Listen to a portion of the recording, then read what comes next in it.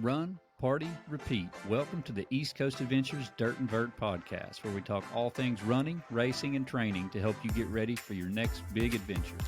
Learn from our successes and our failures, and have fun at the same time. Join us right here every week with inspiring guests who share their captivating tales from the trails. And remember, nobody cares. Run faster. Welcome back. We're East Coast Adventures with the Dirt and Vert podcast. I'm David. And I'm Matt. And we were supposed to have special guest Rob Apple, but unfortunately Rob couldn't be with us tonight because he had some events come up at work. But we'll get it rescheduled and get Rob back on here to talk about obviously his record of ultras and how long he's been doing that. So we'll get that rescheduled and get it back on here. We were pretty excited to have him on, but yes, we understand when things pop up, unfortunately, the same happens for all of us. Yep. So today we're going to switch gears a little bit and give a recap of our races that we just finished, the training leading up to that, some of our future events, and also gear that we use in a 100-miler and what we recommend. You know, first and foremost, Matt, let's just jump right into the marathons that we just trained for. You mean that one down there in Chattanooga? Yes, sir. So me and Matt just ran the Chattanooga Marathon. It was actually my very first marathon, and I don't know how many that makes for Matt. I think that's like four. It's like the fourth marathon. Yeah. So, but yeah, so Matt, what did your training look like leading up to the marathon? It was all over the place. So for people that don't know, we sold our house in January. Then we bought a camper. We're going to build our future house on the property that I grew up on. So during this whole marathon build-up, it's been pack, move, do this, do that. So it's, fitting the runs in, not doing the run for a whole week and a half. It was awful. But sound like excuses to me. Well, it felt like it when I was running. Like a bunch of excuses as I was running that day. I think you underestimated that move. That move was rough. And then as soon as I thought that we were going to settle in, here comes something else, and here comes something else. But with the training that I had, I guess I did the best or as close to the best as I could do. Going into the race, I did not feel that it was going to be a PR day or a Boston qualifying day. I knew that going in, not going to happen. So I ran the whole first half as fast as I could, and it wasn't bad. It was like a 1:31, right behind what you did for your half. So when you say training wasn't what you had planned, or I guess what you had planned, is that because you just didn't get the training in? Yeah, I didn't during the move in January. There was a whole week or week and a half that there was nothing. There was no running. I had no time to run. So I missed a few long runs, a lot of speed work, and then once the training restarted, after we finally got kind of settled in, that speed work on that Tuesday was just awful. I called Mary. I'm like, Mary, I can't even hold a 7-minute pace right now. She's like, Matt, you've done this, you've had this much stress and blah, blah, blah. So I went home. Next day, went out, started doing my recovery runs. And by the next week, it felt better. It was a lot better. But yeah, the training just wasn't there. I have to miss this or have to miss that. So obviously you didn't get your mileage in that you needed. Nope. Did that happen weekly? There's probably at least one time a week after that week or week and a half that I didn't get to run, that I would probably have to miss one run, or it was just a little bit shorter than what it was supposed to be, because we'd have basketball practice because I coach my daughter's basketball team. So we'd have that, or then that Saturday we'd have 2 games, and then we'd have something that evening. So the long run would be, a couple miles shorter than what the long run should have been. Yeah, but life happened during that time. Well, so you had an expectation going into the race then that it was going to be rough or not ideal for you. Yeah, I knew that once we decided to sell our house in November of last year, that the next few months was going to be rough. I knew that, but I didn't expect it to be that rough. Yeah, during that move also, I got sick. Like with all the moving, like I was just sick for a few days, so that didn't help. But All right. So tell me about race day then. Like, how did your day go? well, the first 8 miles, I'm like, man, I'm gonna do this. I felt great. I'm going in. We were kicking a 6:40 pace. We were hanging out, and then I guess mile 10 or 11, it kind of felt like, this doesn't feel as great as it did at mile 8, and then slowed down just a little bit. You know, Chattanooga, they say it's hilly. I mean, it was hilly, but it wasn't. I don't think Knoxville hilly. But I think the elevation profile is about the same, but I think it's more rolling hills. I mean, don't get me wrong, there is a couple of super steep there hills is, in Chattanooga. but there's only like 2 super steep hills, and to me, there was only like 2 super steep hills, and the rest of it wasn't that bad. But those 2 hills were pretty significant. Knoxville is continuous of up and down and up and down. Yeah, but when you say 2 hills, you also run that course twice. Yeah, so it's 4. But yeah, and then they trick you on that second loop because you think that you're running the exact same loop, then you're not. So when did your oh shit moment happen? When I started cramping at mile like 14, I'm like, why am I cramping at mile 14? And then I was slowing down. I could feel it. I just couldn't turn my legs. They just wouldn't turn over. They just would not turn over. And then we get to one of these hills, I think right before the college. I think right before UTC. I come up, or right before that little frat house down there at the college. Well, I think it was the frat house. I'm going up that hill, and I'm like, ooh, my stomach don't feel right. And then I just threw all my gels up. Yeah, it wasn't great. Then after that, it just kind of turned into this is a long run today. What gels were you using? BPN gels, Bare Performance Nutrition. The new apple cinnamon. They taste delicious. The taste is good coming up? No, they look like brown syrup coming up. Well, all I know is I ran right behind you for like the first 10 miles. Mm-hmm. And then I noticed your gait started breaking, and then you started slowing down just a little bit, and then that's when I went on. Mm-hmm.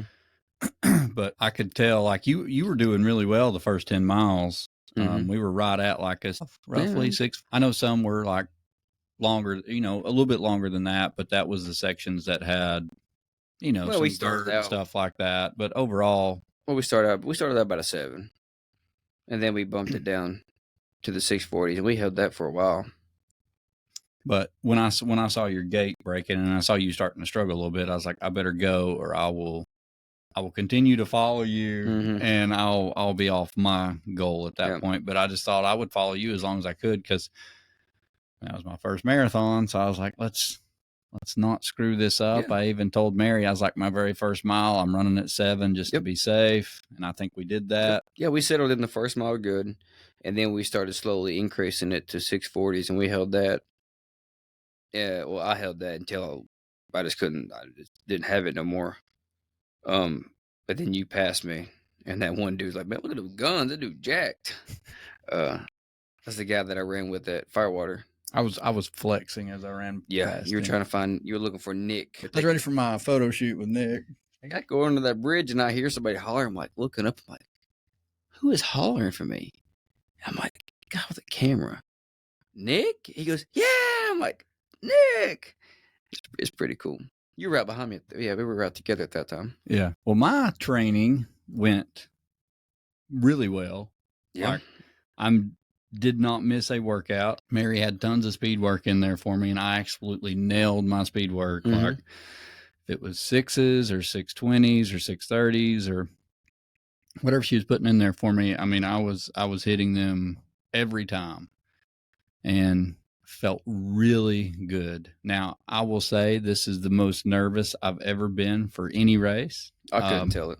Do what? I couldn't tell. Yeah, you probably could. Oh, yeah, you could. That's sarcasm. But, I mean, I intentionally ran some of my stuff on heels with my speed work, like Mm-hmm. just rolling heels and stuff, trying to hold it. And I was super like close on everything every time she would write me something.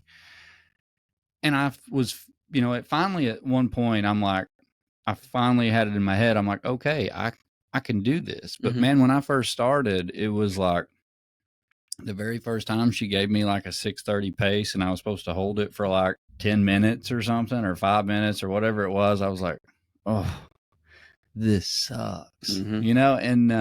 And then you just slowly build up a tolerance to it. You know, Yeah. I guess it's kind of like ultra running in a way. You know, you get used to that pain. You get used to the suck, I guess. Mm-hmm.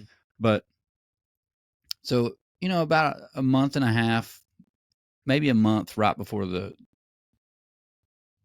a month before the marathon, I finally realized, I was like, I can do this. Like I can go sub 3. And then I guess it was like 2 to 3 weeks before the marathon. You know, I ended up with COVID and strep.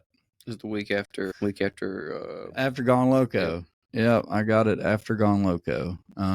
Somebody gave it to you. I'm sure. I mean, I'm a hugger. Everybody knows, if you've ever met me in a race, I'm going to hug you if you cross that finish line. I hugged 100 and something of my closest friends. May have missed a few of you while I was getting a shot. But yeah, so about a week after, you know, right, just half a week after Gone Loco, Mm-hmm. maybe it's like 4 or 5 days, I ended up with COVID.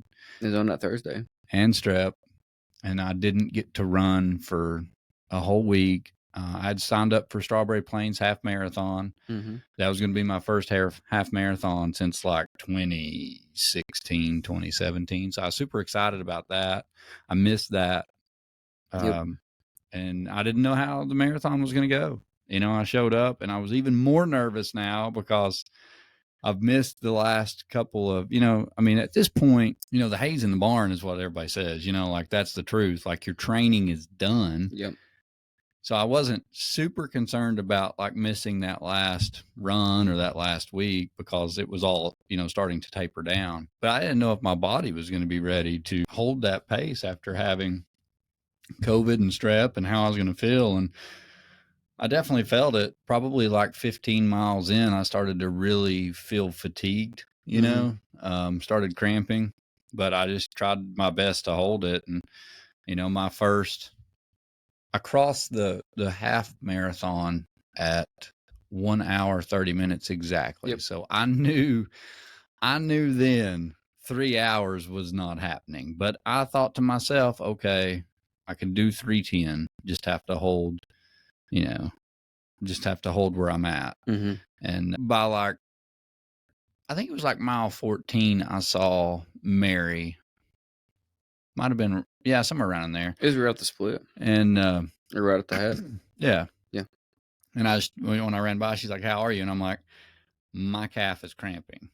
You know, like I need some salt. So she grabbed some salt and at the next aid station was able to give me 2 of my salt pills. But it didn't really help. I mean, it fixed some of it, but I just ran with it, praying that it didn't lock up, you know. And finally, I just kind of got used to that, and I ran with it. But it was all I could do to hold like a 7:20-ish pace there towards the end. Mm-hmm. I was just kind of fatigued, and I'm sure a lot of that was directly related to, you know, COVID and strep probably, but who knows. I ended up finishing 3 hours and 14 minutes. I think that was like 15th overall in the marathon. But I'll tell you what I was most proud about. You know how many calories I took in 3 hours? I heard it a lot. So I took a goo.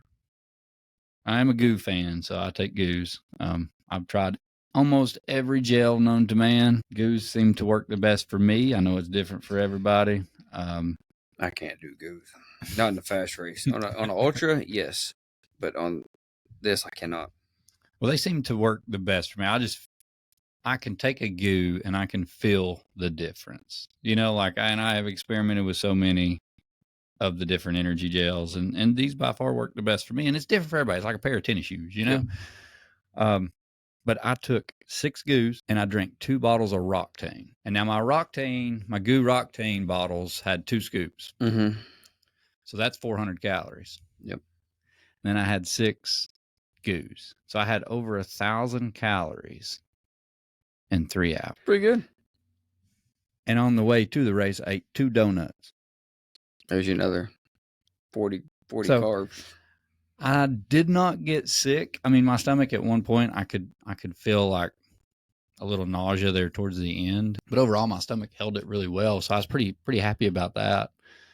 So I took that as a win. And then when I crossed the finish line, you know, Nick and everybody was there, and Mary was coming around. I think she was still, you know, at that point, Mary was kind of like following us both around and checking on everybody. But Mary come to the finish line, and we were talking for a minute, and then I think Nick come shortly right after, and we went over there, and I think it was Jonathan. Yeah, me and Jonathan had a beer, and that was like my thing. Like, I had not had a beer from New Year's all the way through to the marathon, except I drank a little bit at Gone Loco. I made that one exception. You know, I mean, I'm gonna help direct a race. I'm gonna have a little fun. So that day I did drink a little bit, but you know, I just went back to nothing until after the marathon, because like that was my reward. You know, like to finish the race and then sit down and have a beer, and then, you know, Nick even bought my first pitcher, and then he talked me into another marathon when I've already retired. And I am holding you to this. Yeah, so at some point, I guess I'll get redemption and try to go for a sub 3 hour marathon again. Hey, we got Knoxville this weekend, but it will only be with Nick. So whenever he wants to pull that wild card out, we'll roll with it. I'll see if I can't talk him into Nashville. Well, so during the marathon training, though, let's talk a little bit about this, because it sounds like, I think this is good for people to hear, because you called Mary because you had a run that was so bad. And like me and you were just talking about this before the podcast, and, you know, it's like the art of the ugly run, and how important it is to, you know, to have those rough days, and how important it is to just keep training and to keep grinding them out. But how did that make you feel, like leading up to the marathon? Were you shocked and scared? Well, that particular day happened in middle of January, so I still had a lot of time to correct that.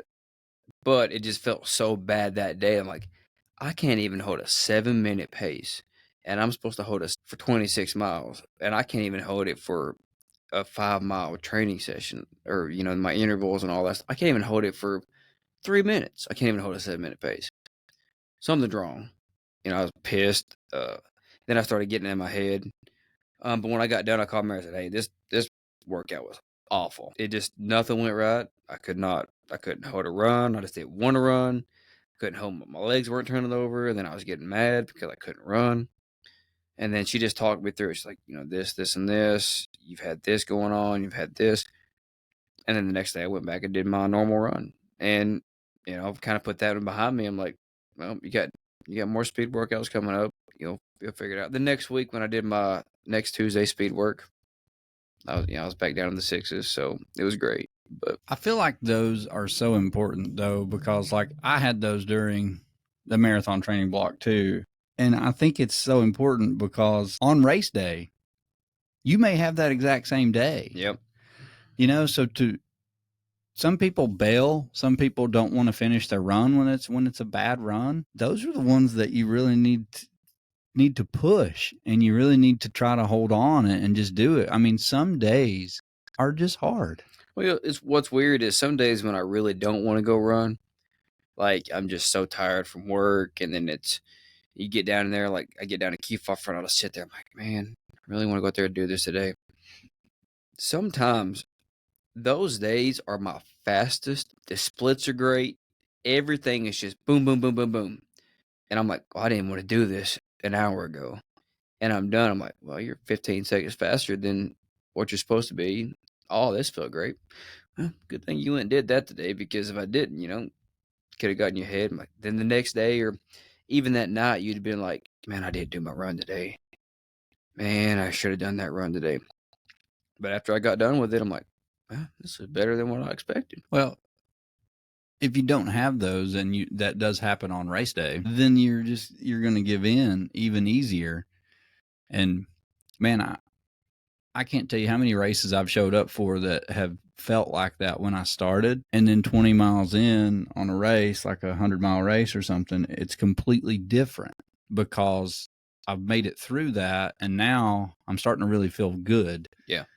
And if you've not experienced that and you've not pushed through it, then you're not going to understand that. And that's like just putting in the work and going all the way back to like your marathon, Matt. You knew that it wasn't going to be the result you wanted. Yeah, I knew that.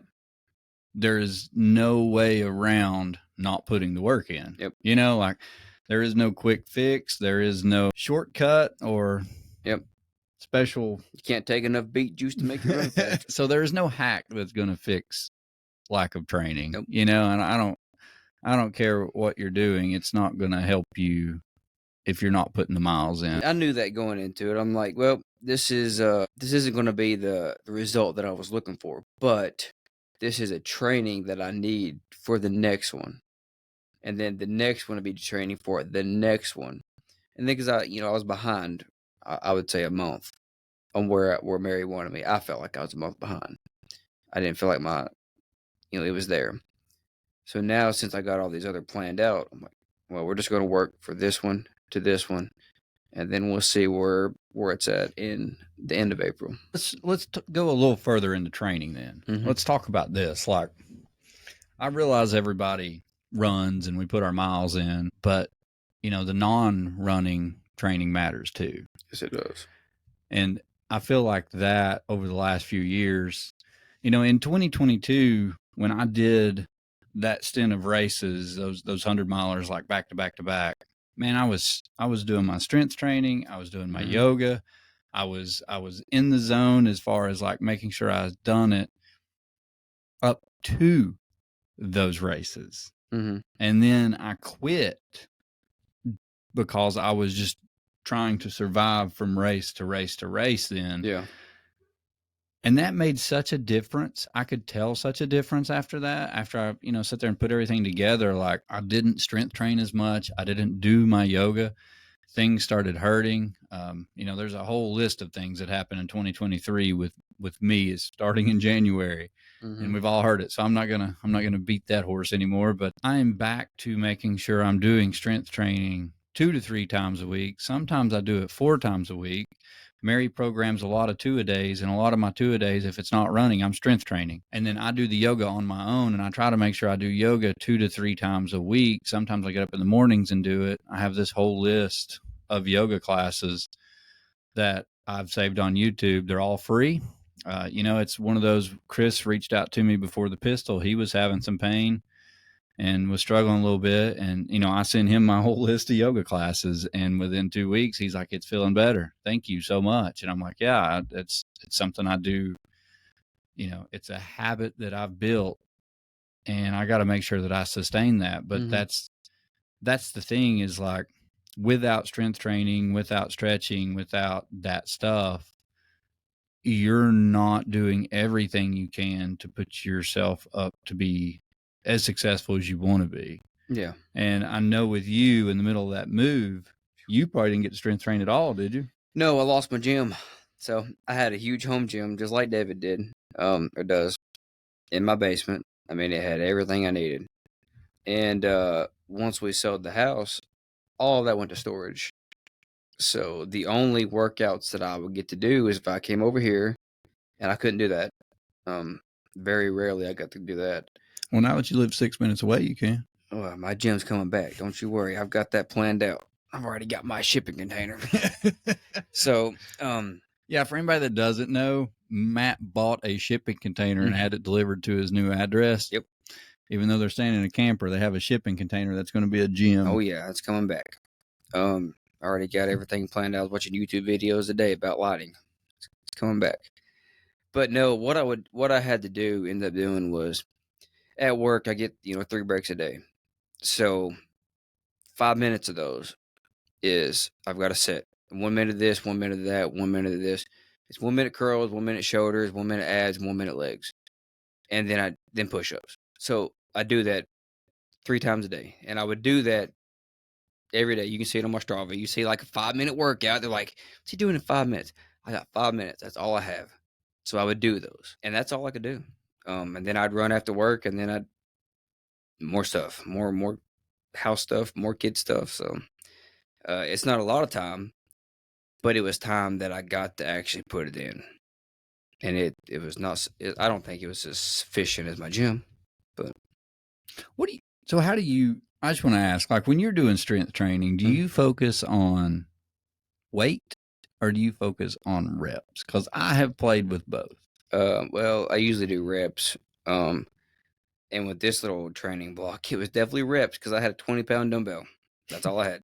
Well, if you had your choice, though, I would still do like medium weight, higher reps. That's what I would do. I've done the whole heavy stuff, and it felt like I just put more size on than what I would for what we need. And we need lots of repetition during our runs. I don't know. I would question that. There's a fine line, I guess, between too heavy and heavy, but the size isn't that big of a deal if it's muscle, in my opinion. Yeah. I just like the say we do high reps, just like in big beard, big arms, Matt. It goes together. My arm is still decent. It's I don't know how I see it in my head is if we do a lot of reps, it's kind of imitating us doing a lot of running because we're doing something over and over and over. I think it builds up the muscle endurance during that because if we do high reps back to back to back to back to back to back, it's just like we're doing a sprint workout, or we're doing sprints, or if we're something that is enduring instead of doing 5 reps of a lot of weight, and you just I don't know, the way I see it in my head. So I mean, I've experimented with both, and this last season, especially when I tore the tendon and stuff in our ligament, I don't even remember at this point now, in my foot after no business, I started strength training really heavy. And if you follow me on Facebook, you probably seen a little bit of that where I was doing nothing but strength training, but I got all the way up to 100 pounds, but I'm up to 175 now. So I literally did not lose hardly anything for the marathon block. Now we'll see how this training goes for Yeti. I mean, Mary's already bumping my miles up, and I'll be way beyond what I was doing for the marathon. But I have, I did the high reps, and then I switched to more of a 10-8-6 style lift, which is what we used to do when I played sports, and focused on good reps, but heavy weight. So that's the thing that I think is important, is figure out what you can lift and lift correctly and max to that, and you don't have to max every week, but if your max is 100 pounds on a curl, if you can do 50-pound dumbbells on each, you're 100 pounds, then go 20% below that, do 80, like that's what I was doing. And I would start with that, and if I could go up, I would go up. But I really focused on good reps in that, and it made a huge difference in the amount of muscle I built over the course of that training block. And like I said, I'm still there. I'm 175, and I got completely stronger. I mean, I'm bench pressing almost what I was bench pressing back in the day. I'm nowhere near as close as I was to my max back in the day when I only lifted. Yeah.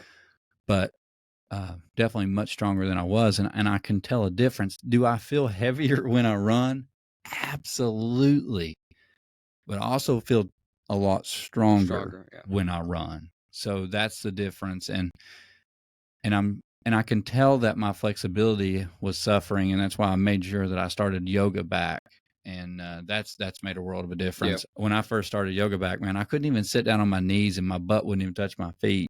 And I'm still not all the way down yet, but I'm getting much closer. But I'm just telling you guys, like, if you don't do it, incorporate it. It will change how you feel. It will help your joints not hurt. It will help you just overall in the long run, even if you're doing it once or twice. Yes.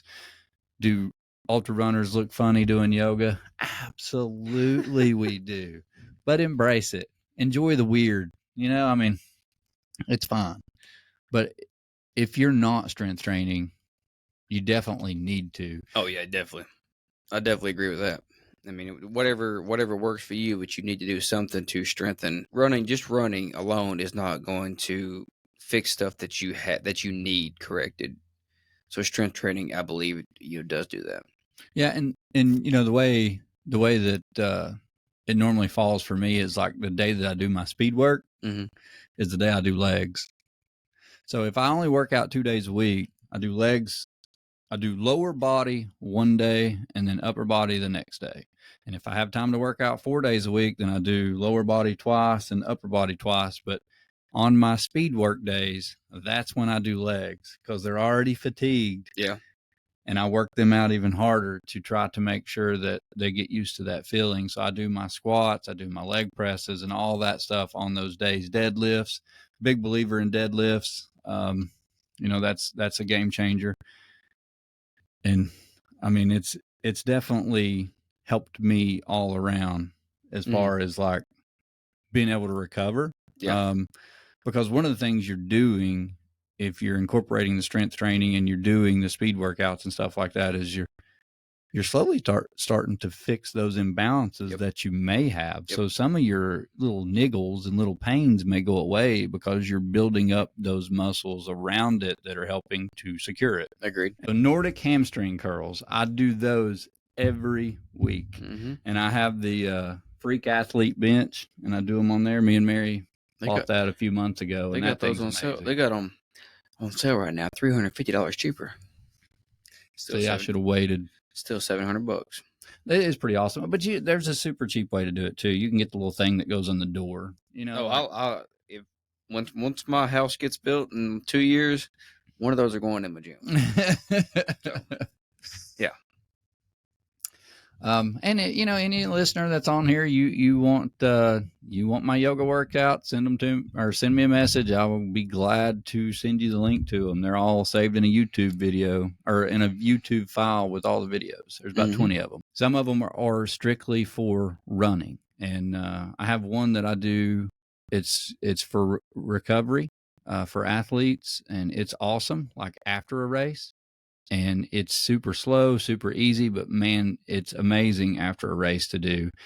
The day of the marathon, I come home and done it that night, and the next day it was amazing how much better I felt. I mean, I came home and put my legs in my compression boots. Sit there for like an hour and a half. Just compress them suckers. No stretching for Matt. No stretching that day. Do toe yoga. No. I got my little toe spacers. Well, what's your next race, Matt? We got the Knoxville Covenant Marathon this Sunday. So how's the training going for this one?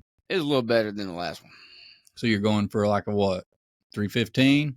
Well, yeah, somewhere around there. It was a 3:11 there last year. So we'll see how close we can get to that this year.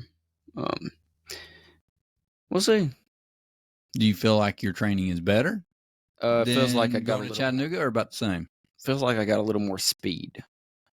My speed workouts feel really good. So now it's just to see how long I can hold those speed. Knoxville is hilly. So the good thing about Knoxville, Matt, we're in East Tennessee, dude. Everything's hilly. I don't know. There's some places I run. There's no hills. Where's that? The track? Wow. The camper over where I stay in. Or at the campground, there wasn't no hills over there. No, but I think my speed is it feels a little better during my speed workouts. We'll just see how long we can hold it. Knoxville has got a lot of rolling hills. It's got like one or two that are actually decent hills, but there's a lot of rolling. So the benefit of that is you go up, you can go down faster. Chattanooga, you really didn't have that. Like when you went up on those hills, you didn't really come down. You know what I mean? Like you just kind of leveled out. So your speed could be there, but you couldn't use the momentum for the downhills to kind of pick up speed. Knoxville, I feel like you can. But we'll see how how it feels that day. Because hey, right now I'm like, yeah, we'll go out there, knock out a 3. Get out there on race day, and I'm like, Mary, 340 today. Well, I'm bringing Callie. That's good. So I'm gonna have her out there heckling you if you're good. I'll need it. Yell at me. Tell me how pitiful I am, and tell me pick it up. Well, we'll know real quick if you've got. That's the thing is I know how when Matt's struggling because the legs start going sideways and his body starts kind of going. He's gonna jog it out. I see it when I get done, and then Brittany sends me some videos of after the race. I'm like, yeah, there's that little we're just finishing. That's the Matt wiggle. Yep, finishing jog right there. Yeah, we got Knoxville. Is that the Willy Wiggle? That's what I'm gonna start calling it, the Willy Wiggle. Matt, no more wiggling, run. But you yell at me when I'm looking like that. So I've got Yeti 50. Obviously, is what I'm signed up for my next race. When is that? It is in June. June 2nd. Yes. Yep. It's the first of the month. So yes, gotcha. June 1st, June 2nd, somewhere around there. Mm-hmm. I need to. Yeah, because it is the first week of June. Yep. That's what I thought. So we'll see how that goes. I'm definitely interested to see how this goes because from what I understand with Mary, they've changed the course slightly, which I'm excited about. So this time, like you start and go up to the top, up to White Top, mm-hmm. and then you get to turn around and run all the way back down. I think used to they would do like some type of out and backs and stuff to make up the difference. But I guess this year they've changed it slightly to where you run up the hill mm-hmm. and then you're just going to run all the way back down. So now you get to run down those downhills. Yes, sir. Okay. But also have to run up it. So, but this is all training and getting me prepared for Yeti 100. So, I asked Mary the other day if this was going to be a training run for Yeti 100 or if I was racing or how that was working. And I'm racing. So there we go. So that's what I like to hear. I like the racing part better. We get to send it.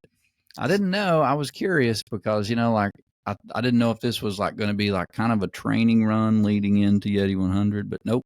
So I got Yeti 50 and then August I've got Bob's Backyard Ultra. So be my only backyard this year that I run. Obviously we got Barn Creek we're working in at the end of the year, but Bob's will be fun. I skipped Ohio this year because was it as cold this year? Apparently not. Apparently I didn't hear people complaining about no cold this year. No, and kudos to Sarah Baker who got third female. So I think she said her PR. Yeah, and then Jen Russo, she won. She won it. So that's awesome. Shout out to her too. Mm-hmm. That's her home turf. I know her and Harvey have battled it out there a few times, and she's always a tough competitor. So congratulations to both you ladies. All right, Matt. So next, let's talk a little bit about the gear that you would use in a 100-miler. So I want to ask you, what do you take on a 100-mile race with you? What kind of 100-mile are we doing? We doing trail? We doing track? Trail. Point to point. Think about it like Georgia Jewel or No Business. Not that you've ever ran No Business, but I'm just saying, like, if you were doing a point to point or an out and back, what would you take with you? Oh, what do you feel is essential? Lots of salt tablets for me. I'm a salt tablet guy. Lots of salt stick. Salty britches, because I ain't doing no chafing out there. Definitely a hydration pack, and I would do soft flask bottles, not a bladder. Sunglasses. I like my sunglasses too. See, I'm interested that you said hydration pack because I'm torn sometimes on taking a hydration pack. Sometimes I just want to run with 2 bottles. Well, I've not done that yet. The only trail 100 that I've done, which would be Georgia Jewel, I just felt like I could throw everything in my pack, didn't have to worry about it. So that's what I would take. And then good pair of shoes, good pair of socks. I personally don't take extra pairs of socks or shoes. Like if it was just me point to point. Now if I had my crew there, like Mary was, I had this stuff in the car, but just on me, I'm not taking no socks. Oh, not me. Nope. That is essential gear for David Compton. Because when I did the Georgia Jewel, I had my salty britches and my Zenzé socks, and I had no blisters, no problems. That all worked great. So I don't change socks. I'm not a big fan of changing socks on a long distance unless it's Vol State. And then, definitely whatever hydration you want to take with you. You can have the little go packs to throw in there. Because sometimes you get out there and they're at races, they have hydration that you're not very fond of. So in a 100-mile race, though, you better be prepared for that. I know it, but I like to have a few of my stuff. If I'm feeling like, okay, well I got mine. I'll throw me a couple in here. But that's about it. But I'll take. So, depending on how far the aid stations are spaced out, I could take a pack or two handhelds. Mm-hmm. I really like running with just 2 handhelds. Now, if it's like in the winter, it's really cold, I don't mind a pack, to be honest, because I can put like an extra shirt and stuff in there and be good. But I mean, most of the races we're running that's 100-milers. They're usually, spring, summer, fall. And around here, that can get quite warm. It does get warm. So I'm a big fan of 2 water bottles. Sometimes, just there's a lot of cool little handhelds that have all kinds of little pockets and stuff in them. And the shorts that you have now have 3, 4, 5 pockets, so you can carry a lot of stuff with you. I think mine's got 7 that I wear. Yeah, so I mean, but I definitely take salty britches with me. That's a must. But I always try to take at least 2 salt tablets every hour, so I usually count that stuff out. I usually take a little bit of ibuprofen, Tylenol, and caffeine with me. Caffeine is definitely a priority for me. The other 2, not so much. I like to have them just in case. But when nighttime gets here, I have to have caffeine. So 2, 3 in the morning, I'm going to take caffeine. I would add that in my list as well because the Georgia Jewel I probably took a lot. I just think it definitely helps you survive the night because once this, if you're running a really hard backwoods trail race that's a 100-miler, there's a good chance you're not going to finish in more than, 15, 16, 17, 18 hours. So you're likely going to run through the night. Yep. And, and if you make it till when the sun comes up and you're still out there running, that's different. You get a second energy from that sunshine. You do. It's like you would just re-wake up once the sun comes up. But you got to make it to that. And now I am a heavy sweater. I sweat a lot of salt out.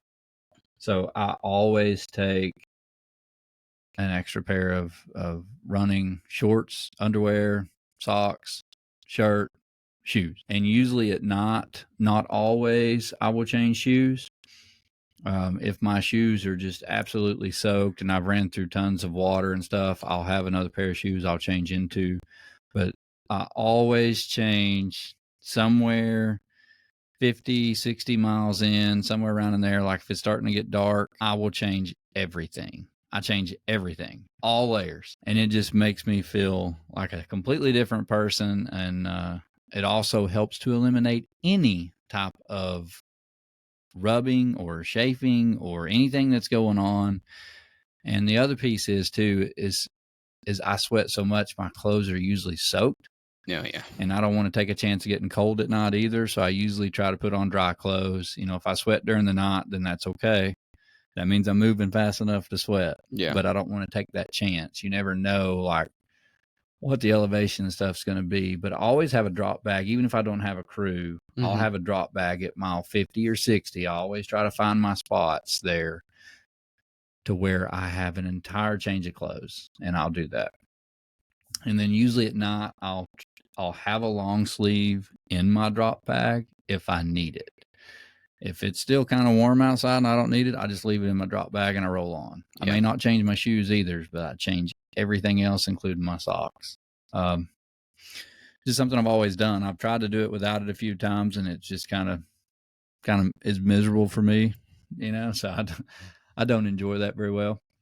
But I will say I have a pet peeve. I don't like to smell myself either. So if anybody heard me talk about Vol State, you probably know that I've said it 100 times. I can't stand like walking in those gas stations and stuff. I just smelling myself was awful. Yep. Absolutely awful. I always have extra goos and stuff in my drop bags. I will have like a Monster or a Red Bull or a Coke in my drop bag.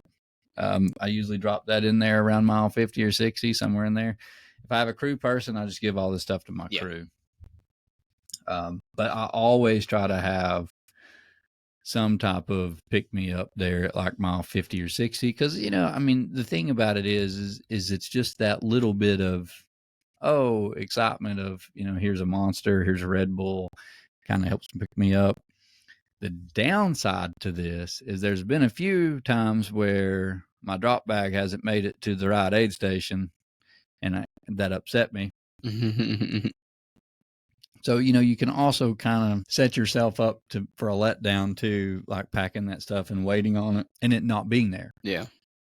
So, there's that piece, but I always try to do that. Like I try to make sure that I have something that is kind of like a pick me up that gets me going, and having a crew person there is the best. Like you can have that person there. I mean, when you showed up at Georgia Jewel a few years ago at like mile 80, you showed up with a Monster and a Snickers, and I was like, oh. Yep. And I downed that Monster and we took off, and it was awesome. But you would not believe how much, like, just the rush of sugar and caffeine can change how you feel at that moment. But I mean, I would say this, like, regardless of what you take on the 100-miler, practice whatever you're going to take. Yeah. In training runs. And I recommend like trying to find a loop course, whether it's, something like Fort Frenzy and Three Sisters, like what we put on with, our race or Tony and Kathy's, but sign up for the 6 hour, the 12 hour, whatever, and just go test it out. That is the best thing to do. That's what's awesome about a loop course. Like if you've got a brand new pack you're wanting to try out, or you want to go try handhelds, then sign up for the race and go try that stuff out. We had quite a bit of people last year do the fort getting ready for Georgia Jewel, and then we saw them out there. So they did. They all the stuff they were working on, they tried it out at the fort. The fort's super hot. If you can make it through the fort and everything goes great with whatever you're trying, everything else should be pretty good doing your 100-miler. Especially if you're doing the 12 or 24 at the fort and everything works, you should be good. It is hot. And I will say my last piece of essential gear is earbuds. I did use those the last 30 miles. I mean, I ran a whole race with earbuds. I didn't. So, I mean, I usually have 2 pair, and I felt terrible in Georgia Jewel because I thought I had my new Google Pixel Buds. Mm-hmm. I missed my pack. I didn't know it till I got to mile 50 with Mary and went to swap them out. They gone. They were gone. Oh, man. Lost them. So, I think I picked mine up somewhere at Dry Creek with Mary. So when I was probably the second lap in down there, I'm like, okay, let me have these, and then I wore them all the way to the finish line, even though they died on me right after Snake Creek. They died. I have to have music. Like I know a lot of people listen to a book or a podcast when they're running a race. When I'm running a race, I have a specific playlist or whatever that I've built, and I listen to that the whole time. Might be a few, hour here and there. Every now and then I might want to break, but for the most part, they go back in, and especially at night when I'm by myself. Most of the time in races, I'm by myself. I shouldn't say that, but even at night, like there's nobody around. Nope. You don't see a headlamp for hours. I just plug my earbuds in, and man, I just roll. Just run. Mm-hmm. And it kind of gets my mind off of everything else, because I can think about 4,000 things while I'm running. Yeah, that kind of just chills me out. Yeah. I like music at nighttime.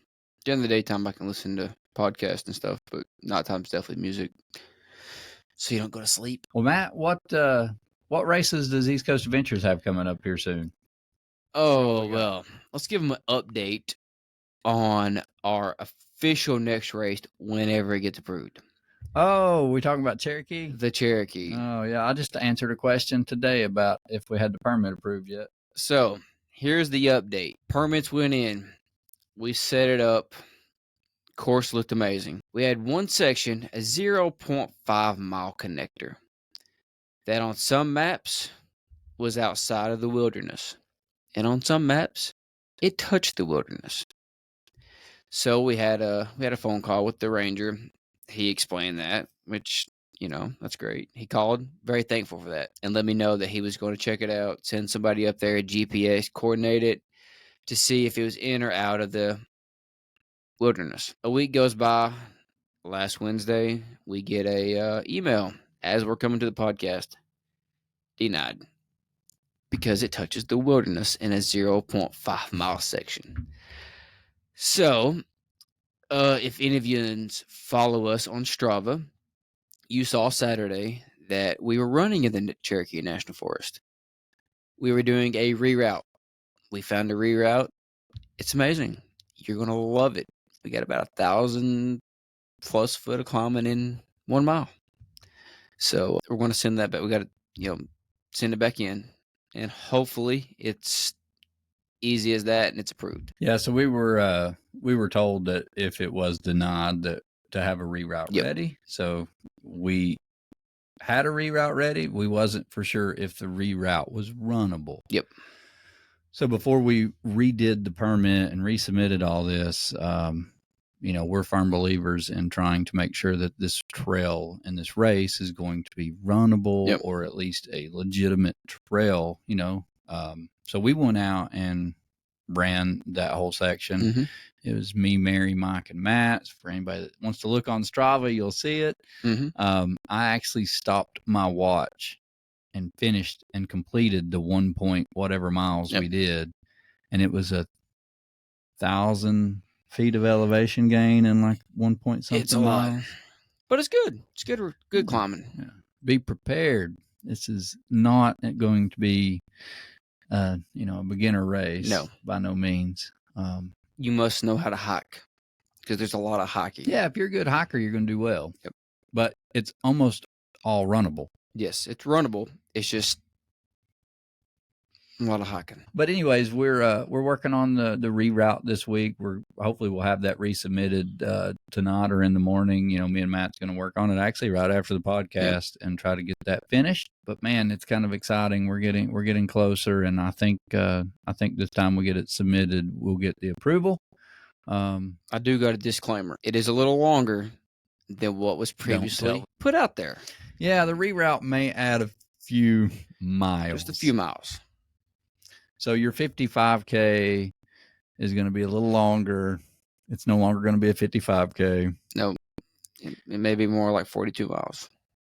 And the 115K is more like 80 miles. Yeah. We'll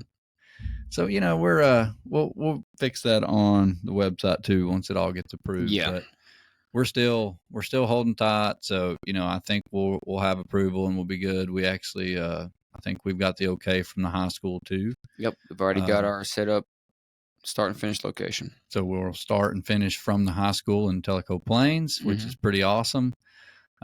We've got the approvals for the new Peachtree Grill. Yeah, Peachtree Grill for packet pickup. Yep.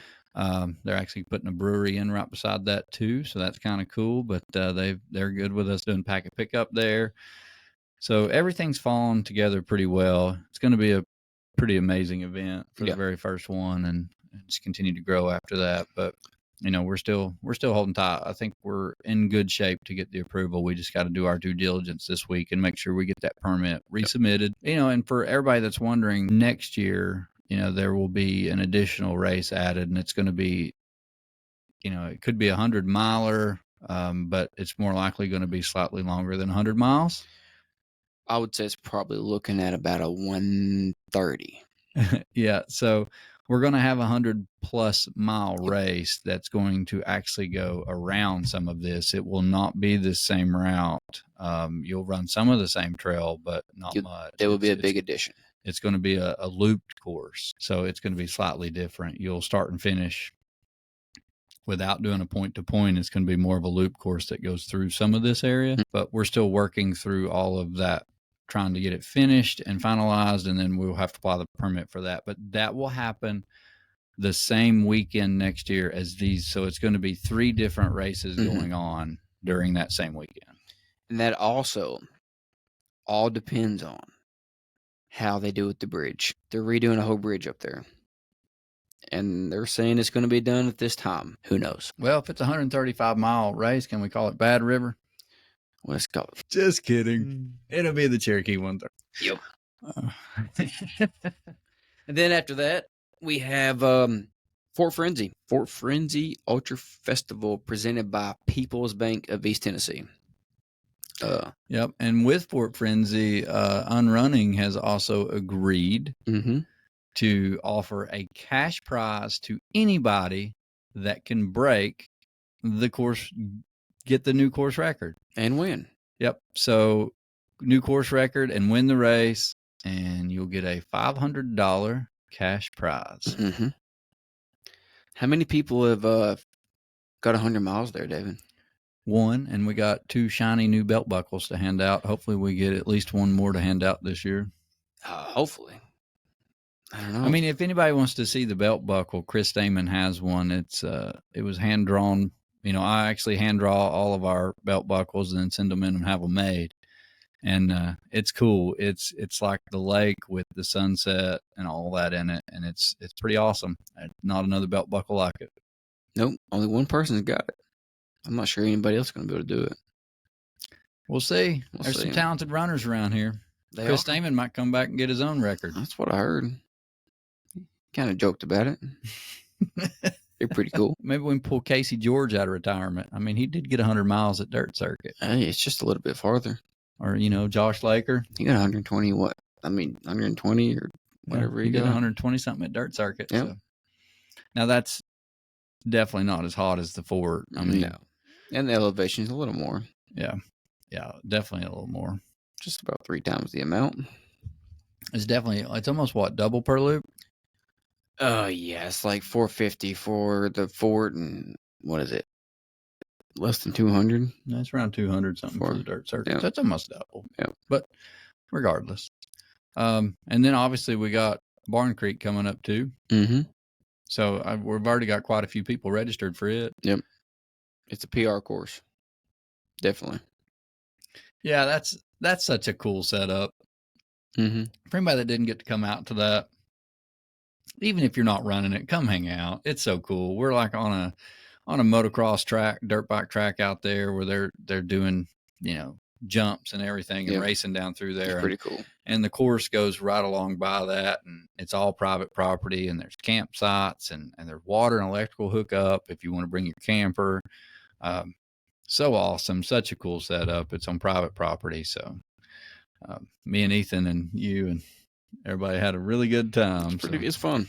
I just remember Sunday morning, me and Ethan were sitting there, and it was me and him, Chris Damon, and Kyle Calbus, and David Lane. David Lane was still there crewing Kyle. But it was it was such a cool race, and so many people PR'd out there. A lot of people PR'd. A lot of people got a 100-mile buckle too. They sure did. You know, I don't know if everybody knows, but this backyard, we give you a 100-mile buckle if you break 100 miles. Yep. Pretty cool. It's not many backyards that do that. No, come hang out with us. Talk to Ethan, talk to us. There'll be quite a few people out there hanging out and volunteering. So definitely come hang out. Even if you don't run, come hang out. Yeah, it's a good one. Well, Matt, what else we got? Oh, I think that's it. Let's see. We got Dirt Circuit as well. Panther Creek State Park, Morristown, Tennessee. Another cool buckle. It's a very cool buckle. I like the Panther. It's pretty cool. Yeah. Panther Creek, I had to put a panther on the buckle. Oh, yeah. But I think that's it. We'll be timing a couple events in April. Yeah, local. Well, we got Casa Monroe. The 13th, and then we got the Feet of Faith 5K week after that. And then May 4th, we are helping put on with Magic Number. Bigfoot 5K, Bigfoot baby. 5K. I think we got about 400 plus already on that one. Yep. And then in September, we got Shoeboxes for Soldiers. We're also timing in Greenback. Yep. That's another 5K. And then in October, we have Very Scary. Very Scary 5K. I forgot about Very Scary. Too many races. I can't keep up with them. A lot of races. Obviously, Cherokee has taken up most of our time at this point. It has. This has been a hard race to try to get. We are, ready. You know, between running it, mapping it, meeting with all the EMS, all that stuff. Hey, if it makes you all feel any better, even the ranger or whoever that was going to approve this said that no one's tried to put a race on in this area. That's what he said. Like he said, nobody's tried to put a race on here, so some of these things are coming up for the first time. Yeah, so they literally went and hiked some of this trail before, and that's how they were going to approve it, but then they realized that there was a section of the trail they didn't even know was a connector, so they had to go hike that, and that's the part that's in the wilderness. So we got to reroute that. But if it wasn't for that, the race would have gotten approved already. So 2 weeks ago. I mean, just so y'all know, you'll be getting to run on new trails, new sections. This isn't a race that's going to be copied or put on from anyone else. So it's going to be unique and different, and we're super excited about it. Yep. First time anybody has put a race on up there like this. Right here in our backyard. 20 minutes up the road. Depends on who's driving. Well, depends on what part we're going to. How about that? Some parts like an hour. All right. Well, everyone, thank you so much for listening to us, and we'll have we'll get Rob Apple rescheduled on here and get the next guest coming on. But obviously, every now and then we try to just make it without a guest so that we can catch you all up and do these kind of conversations and talk a little bit. And we hope you enjoyed it. Hopefully, we didn't bore you too much, and you might have learned something a little bit today. But thank you so much for your time, and truly, just want to say thank you for listening. Yes. Like, this podcast has grown so much since me and Matt first started it. We didn't realize how big it would get and how many listeners we would have. So we just want to say thank you. There's a lot of amazing people out in this community. It's pretty cool when you're just sitting around and all of a sudden you start getting messages from people like, hey, I've listened to this. What about this? You said this on the podcast, asking questions or bringing stuff up. Those little things right there mean a lot because it shows that people are listening. We see the numbers on the charts and all that stuff, which is great, but we don't know who's listening. So when people write in and see or comment this or comment that, it shows who is listening, and it's pretty awesome. Yeah, it does. It means a lot because we put a lot of time and effort into this, so we just wanted to say thank you so much. We have no intention of stopping anytime soon, we enjoy it too. We get to learn. We got a lot of people going to be lined up that we haven't even talked to that, we're like, hey, what about this person? This person would be awesome. So, yeah. And honestly, do not ever hesitate to reach out and suggest somebody. Yeah. We have our own list, and as people tell us, we add them to the list, and every now and then we might forget. So just remind us. But definitely, if you have someone that you recommend, or if it's even you, shoot us a message. Yeah. All right, guys. Well, thank you so much for listening. Take care. See you guys. Oh, and remember, nobody cares. Run faster.